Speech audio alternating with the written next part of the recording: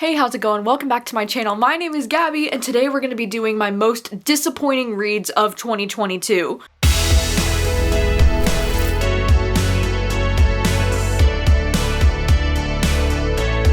This video is going to be a part of a series that I like to do at the end of the year where I discuss my most disappointing, most surprising, and my best and worst books of the year. And I think the thing that makes the disappointing books different from the worst books is because these are the books that I went into with some kind of expectation that I was going to absolutely love them or that they could potentially be new favorites, and then they ended up severely disappointing me. These aren't necessarily like the worst books that I read this year, but these were the books that I thought could be potential favorites, and then they just ended up massively disappointing me, and it ended up being a huge bummer, you know? I feel like in some ways disappointing books are almost worse than like the worst books, because the worst books, like, they just make me angry and they're just terrible and whatever.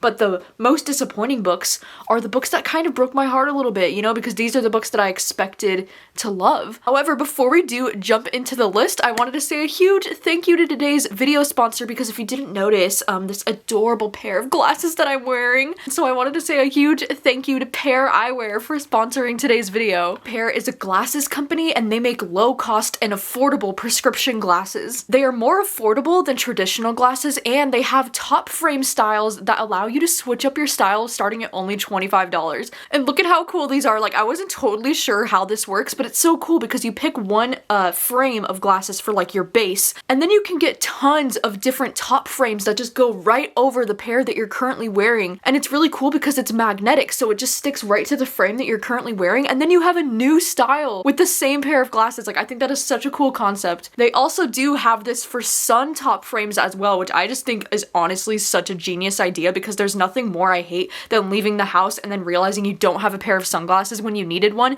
And this is also magnetic. It just clicks over your frames and then you have sunglasses just like on you all the time. Like, isn't this just the coolest thing? Like, 1 minute they're sunglasses, 1 minute they're your regular glasses. Like, amazing. They do also provide free shipping directly to you for US and Canada. It's very convenient because they offer virtual try-ons at home so that you don't have to leave your home. And they also offer returns within 30 days, no questions asked. They not only have glasses available for women, but also for men and for kids. They also have 13 different base frames that you can choose from, which is also really cool. They have over 650 unique top frames, which I just think is so cool because it makes it so easy to just change up your style when you're on the go. Like, you don't need to have a million pairs of glasses, you just need to have these cool top frames to change up your style. I am a huge fan of these navy blue ones that I got. Oh my gosh, like the navy blue with this navy blue hoodie. Like, are you kidding? Yeah, isn't that so exciting that you could potentially have a different pair of glasses to match every single outfit that you own? So you can go and get some glasses for yourself today. Use the link in my description and use my code gabbyreads15 to get a discount on your order. And thank you so much to Pair Eyewear for sponsoring today's video, and now let's get into the books. Alright, so on to my most disappointing books of the year. Might as well start with some of my BookTube picks, right? Because if there's anything that my book club is, for the most part, it's disappointing for me. Because even after the entire year of 2022, I have still yet to have a 5-star pick for my book club, which is the most unfortunate, which leads me to one of my most disappointing books of this year, which is The House Across the Lake by Riley Sager. You know, maybe I should have lowered my expectations after Survive the Night last year, but Riley Sager is still one of my favorite thriller authors. I really look forward to every single book that he comes out with, and this was one of my most anticipated books of the year because it's Riley Sager. You know, like, I'm not gonna lie, the premise of this book wasn't the most intriguing to me because it sounded a little bit like The Woman in the Window, and I just wasn't a huge fan of that book personally. You know, we have that trope of like, there's a woman who's an unreliable narrator because she's a drinker and she has a drinking problem, and then she thinks that she sees something happen across the lake and that someone's in danger, but you know, nobody knows if they can trust her point of view because she's unreliable, and we don't know if we can trust her point of view because she's unreliable. And I'm just kind of, I don't know if I'm just like tired of this trope in thrillers, to be honest, but this book just did not work for me for a number of reasons. I know that most people who don't like this book, you know, they say that they don't like it because of the plot twist, or that they think the plot twist is totally ridiculous and like out of left field or whatever, but I actually don't mind the plot twist in this book, and there were some things in this book with that plot twist that did surprise me where I didn't really see it going in that way. But my issue with this book is like everything else. Like, I just thought the protagonist was so obnoxious and just so irritating.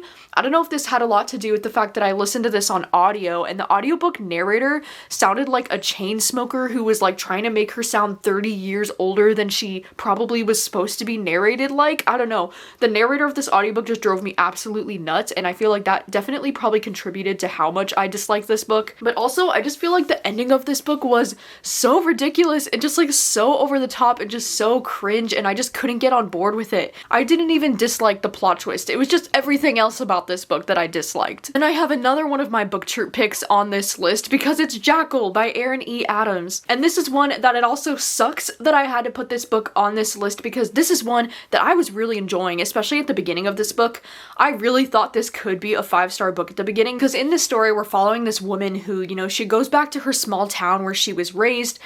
And every summer in this town, there are these young black girls that are going missing and nobody seems to be doing anything about it. Nobody seems to care. And then we follow her as she's going back for her best friend's wedding in this small town, and then the best friend's daughter goes missing. And then, you know, the town finally starts to realize maybe something is actually going on here. And this book was just so good. I feel like the first half of this book read a lot more like a thriller, and then the second half of this book read a lot more like a horror, but also in a way that I was like not anticipating for it to go in that direction. Like, I don't know. I feel like this is a case for me where the plot twist of a book kind of ruined it for me. Like, that doesn't often happen to me where I'm like reading a thriller or a horror book and the plot twist that like pisses everyone off manages to actually ruin the book for me. Like, that so rarely happens. But in this case, it was just like the plot twist was just so something that was like out of left field for me, and I was just like, wait a second, what? But like not in a good way, because sometimes I do like being taken off guard by a plot twist that I didn't see coming. But unfortunately with this one, it was just a little bit too out there for me to get on board with this. And I don't know, I guess I was so upset because the beginning was going so well for me, and I really thought that this could be a new favorite because I thought that this book is bringing attention to something that really deserves attention, and it's such a relevant thing in society right now, and I just thought this book was going to do something so powerful. And then I just kind of feel like by the end it was a little bit just like ridiculous and off the rails and just not what I was wanting from this. So sadly, this is one of my most disappointing books this year. Another thriller I was very disappointed by is The Book of Cold Cases by Simone St. James. This is another book that I was highly anticipating because I have enjoyed books by Simone St. James before, and this one just sounded like it was going to be so cool and so unique because it involved, you know, like this true crime thing that happened in the 70s, and then there's like a podcast or like a blog about it now or something like that. And at the beginning of this book I was enjoying it fine, but I very quickly just got bored with this one. And I feel like the thing that irritates me the most about this one is the way that this lady is like written in this book, because we mostly follow from the point of view of the girl who has like the blog or the podcast or whatever, and then she's writing it about this woman that was like in the 70s who was accused of like murdering these men. But like the way that this woman is written was just cracking me up, because she's being described all the time as like she just wears these long trench coats and she just has this red hair and she's just so hot and she's just so sexy and she just kills men. And like, I don't know, the way she was written was so giving me like I'm not like the other girls energy, and it was just cracking me up. Like, it was driving me nuts. It was like we didn't know anything else about her other than the fact that she had red hair and that she was super fucking hot. And I don't know, something about the way that this woman was written just really grated on my nerves. Like, it just drove me nuts. And then I also feel like this book, if I'm remembering correctly, there's something in the plot that's like a huge plot twist that's revealed where there's still like 100 pages left of the book, and then I just felt like those last 100 pages, I was like, okay, now that we know the plot twist, like what the fuck is the point? Like, this book should just be over now. It just felt like it went on and on and on, and I also just wasn't a huge fan of the plot twist in this book. Like, I'm just tired of seeing this plot twist in thrillers. Like, it just doesn't do anything for me. So sadly, this one was super disappointing. One of the romance books that I was so excited about that ended up being pretty disappointing for me this year is Love on the Brain by Ali Hazelwood. You know, after loving The Love Hypothesis as much as I did, I was really looking forward to this one, but I feel like this book is just a rinse and repeat of The Love Hypothesis, because we have very, very similar characters. You know, we have a small, petite, nerdy, quirky girl that works in science, and then the love interest is like a super tall, nerdy man, but he has like alpha energy, you know, like he's like tough, and he has like legs legs that are the size of tree trunks, you know? It just felt very similar to me in that way, where they were just too similar. It's like if I wanted to reread The Love Hypothesis, like I would just do that, you know? Like I don't need to be reading about characters that are literally so similar. And also like the protagonist in this book just kind of drove me fucking crazy, because like she would constantly have to mention like just how big and like large this man is like all the time. And not just those scenes, like that obviously drove me crazy, but then there was just something about her character. I just didn't vibe with her. Like she was just driving me crazy from the start. So yeah, I am kind of sad about it, because I did think this could be something that I would love and potentially a new favorite, and then it just ended up feeling very disappointing for the most part. Ooh, my next take is another controversial one, because I think Tomorrow and Tomorrow and Tomorrow has got to be maybe one of my most disappointing books of the year. But I don't mean this in a way that like this book was bad or anything. Like I still gave this book 3 stars, you know, like I thought it was perfectly fine, but I feel like this book really suffered from being overhyped this year, which is unfortunate, because, you know, after seeing this book win Book of the Month's, you know, Book of the Year award, and then it won the fiction category on the Goodreads Choice Awards or whatever, I was like, wow, this book is slaying right now. Like clearly I need to read it, because it must be something truly special. And in some ways, I guess I can see why other people are loving this book, you know, like I can see it. I just don't seem to be loving this book the way that a lot of other people seem to be, but I do recognize that this could also just be me and my personal reading taste these days, you know, because I do feel like this book could have been something that I would have loved if I had read this like 5 years ago, and I don't really know how to explain that other than that my reading taste has changed quite a bit over the years. But I feel like this book was beautifully written at some parts for sure, and I felt like at the start of this book this could definitely be a 5-star read for me, and I think that's why it ended up feeling so disappointing towards the end, was because I don't know why this book felt equal parts like it was written really beautifully but also just like so pretentious at the same time. I also just had a small nitpick with this book too, is the fact that, you know, this book is supposed to take place in like the early late 90s and then the early 2000s time period, but I felt like there was nothing in this book that really grounded the time period into the story, if that makes sense. Like there was not a lot of context clues written into the story about when this was supposed to be taking place, and I felt like it would have been a little bit more nostalgic and interesting for me if it actually felt like it took place in the 90s, you know? And I don't know, I mean, I'm not the biggest fan of reading about video games either, like I really don't care that much about those kinds of things, so I feel like this was a book that was maybe just not for me, and I do recognize that. Another book that I think was just way too overhyped and sadly just was not for me is You've Reached Sam.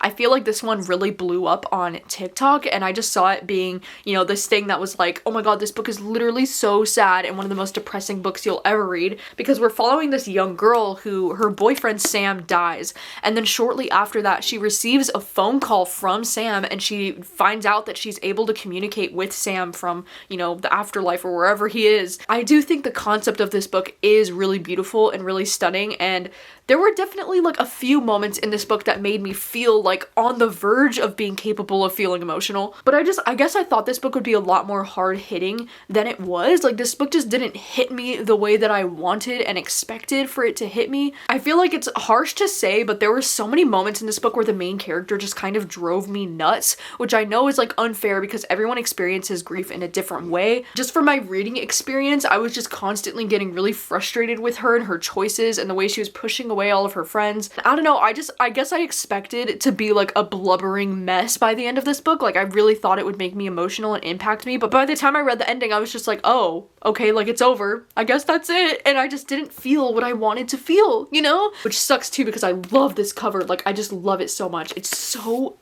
beautiful. And then another disappointing romance this year was Something Wilder by Christina Lauren. So Christina Lauren is, you know, one of my favorite romance authors. I tend to read every single book that they come out with, but I feel like these last few that they've come out with have been not so great, and especially this one. You know, the premise for this one was kind of like not the most intriguing to me because we're following this girl who runs this place that's like, I don't know, her grandpa or her dad or somebody left her this like resort kind of place where people can come and they can do these adventures like out in the wild.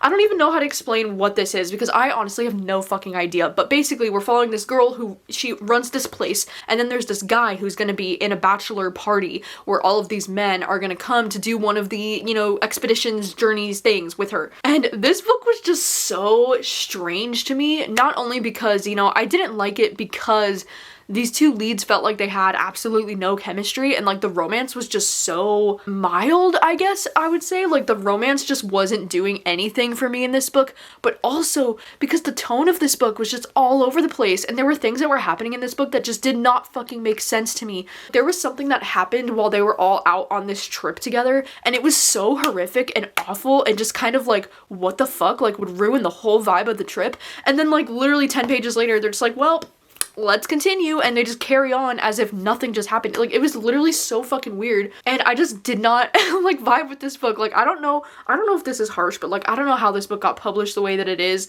It's honestly like such a hot mess. Like, I don't know what was happening in this book, and now it really has me questioning. I'm like, should I be reading every Christina Lauren in the future? Because I feel like for the last like 2 or 3 books now, they've just kind of been disappointing for me, and that's such a bummer because of how much I've loved some of Christina Lauren's other books. So, you know, that's where I'm at. Another thriller that really disappointed me this year is Firstborn by Will Dean. This is a thriller that I was kind of looking forward to just because it sounded interesting, and I know that this author has written other books that people really enjoy, but this was my first experience with this author. And this one is a story where we're following these 2 twins. Like, one of them lives in London and one of them lives in New York, and then the one that lives in New York gets murdered, and so the twin that lives in London comes over from London with the family, and they're trying to figure out like what the fuck happened to the twin. And I think the beginning of this book was interesting because the author really sets it up so that you have a reason to suspect everyone in the family and like everyone in her life, you know. Like, it was really interesting at first, but I very quickly got bored with this story, and to be honest, I am just so tired of the twin trope in thrillers. It just kind of drives me crazy because I feel like the twin trope is just so predictable for where these kinds of stories can be going. Sadly, this one ended up being pretty disappointing for me, but I feel like after reading this book, I am pretty confident about the fact that I do not want to be reading any twin trope type of thrillers going forward, you know? Like, I'm just not a huge fan of this trope. Another disappointing read for me is When the Sky Fell on Splendor by Emily Henry, and this was a book that I've been wanting to read for literal years. Like, this book came out in 2019 and I've always had my eye on it, and I was like, yes, one day I'm gonna get to that one. And then this year I finally filmed this video where I read books that are kind of like similar to Stranger Things. I was so excited because I had saved this book for that video that I wanted to do, because this book gets compared to Stranger Things, you know, because in this book we're following this group of kids and they think that something supernatural or paranormal is happening in their town, so they make this plan that they're going to document it and film it and record whatever's going on. And like, the premise of this sounds really interesting, but I feel like this book is literally so dull and so boring. I feel like the thing that's hard about comparing yourself to Stranger Things is because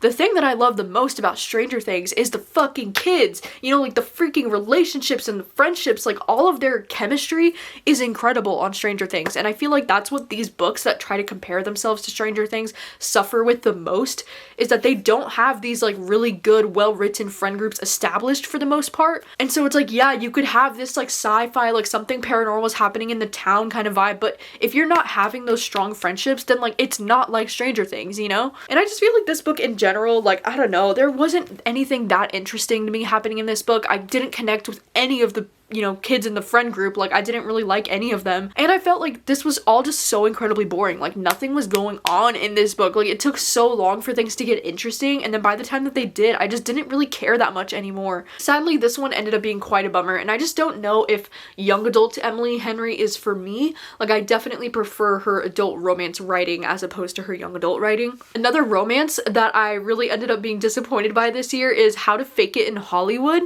And I'm really, you know, sad about this one because this was one of my most anticipated, because I do love romances that follow, you know, actors and actresses. But, you know, after this year, I'm starting to question if I really do, because I feel like more often than not, those kind of romances have been disappointing me. So I don't know if it's like maybe I don't like this trope or like these kinds of things in romances as much as I thought I did, or maybe I'm just picking up some books within that trope that are very disappointing. I don't know. But this one ended up being such a bummer because, you know, we're following these 2 actors. I want to say he is like closer to his 40s and then she's only like 27, and so there is a little bit of an age gap between them, but they're going to be like using each other basically to fake date to help boost both of their careers, which is something that I thought that I would have loved, you know, because I do love fake dating. But I feel like the man in this book, I think his name was Ethan, oh my god, he just drove me absolutely nuts, and he really gave me the like, ugh, like he kind of grossed me out, and I just didn't really like his character very much. Like, I don't know, there was something about him that just rubbed me the wrong wrong way, so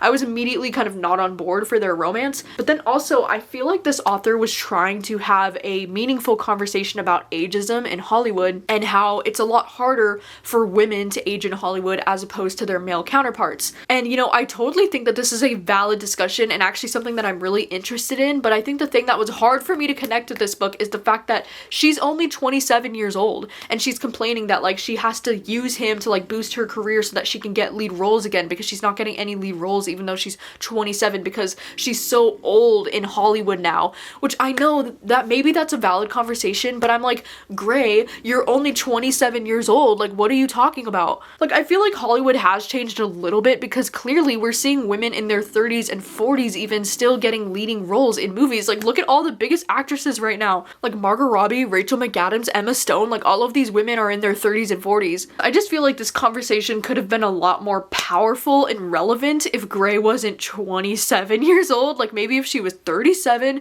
or maybe if she was in her 40s, then I think this conversation could have been a little bit more powerful and like relevant.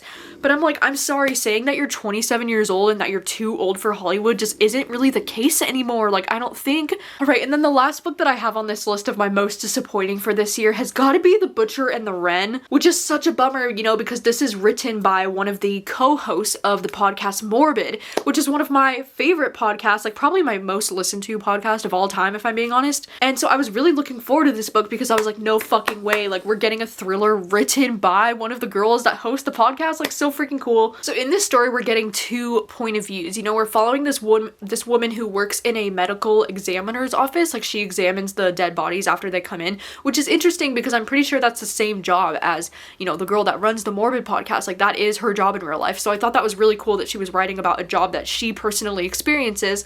But then we also do get the perspective of a serial killer, and so we're following those two point of views and going back and forth. Like it was just so mediocre, and I think something that really irritated me about this book is the fact that it ends on kind of this cliffhanger and that it's supposed to be the first book in a series and that it doesn't really wrap up anything at the end of this first book. And that was really frustrating for me because I'm not really a big thriller series reader. Like I'm not that type of reader. Like I want a thriller to be resolved by the end of that book, you know? And so I was kind of frustrated with that because I had wished that I'd known going into it that this was supposed to be the first book in a series, but also because I feel like half of this book I was really intrigued by it, you know, because I did like reading from the point of view of the serial killer. I thought it was like gruesome and just like really interesting, but then I didn't like reading from the point of view of the medical examiner because I just thought that her chapters were so freaking boring. It's kind of like the same issue that I have with like the detective point of view, where they just look at everything from such a clinical perspective that it just bores me to tears because they'll just be using all of these like medical terms like, well, they were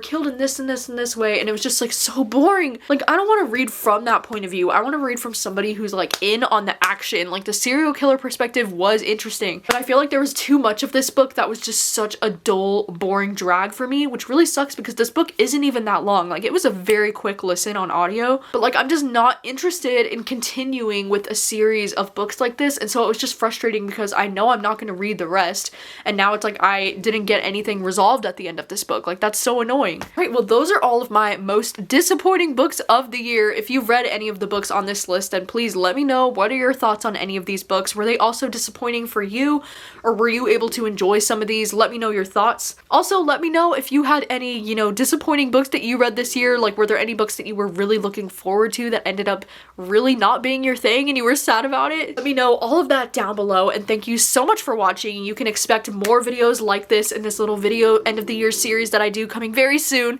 Thank you so much for watching as always, and I will see you very soon with another video.